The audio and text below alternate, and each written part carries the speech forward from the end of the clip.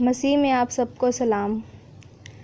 داؤد کا کلام، زبور کی کتاب۔ زبور پہلا۔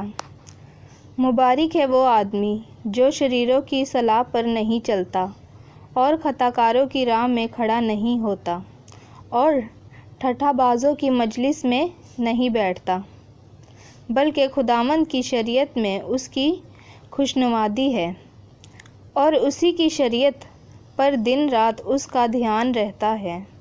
وہ اس درخت کی مانند ہوگا جو پانی کی ندیوں کے پاس لگایا گیا ہے، جو اپنے وقت پر پھلتا ہے اور جس کا پتا بھی نہیں مرجھاتا۔ سو جو کچھ وہ کرے بارور ہوگا۔ شریر ایسے نہیں بلکہ وہ بھوسے کی مانند ہیں جسے ہوا اڑا لے جاتی ہے۔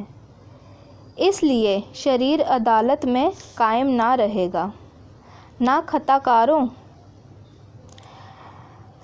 کاروں صادقوں کی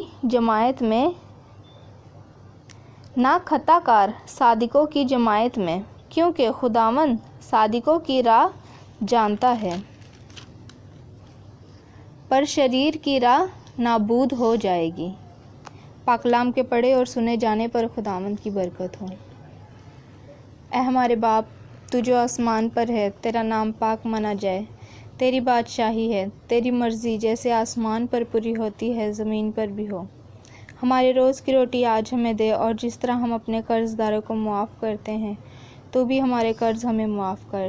ہمیں آزمائش میں نہ پڑنے دے، بلکہ برائی سے بچا، کیونکہ بادشاہت، قدرت اور جلال ہمیشہ تیرا ہے۔ آمین۔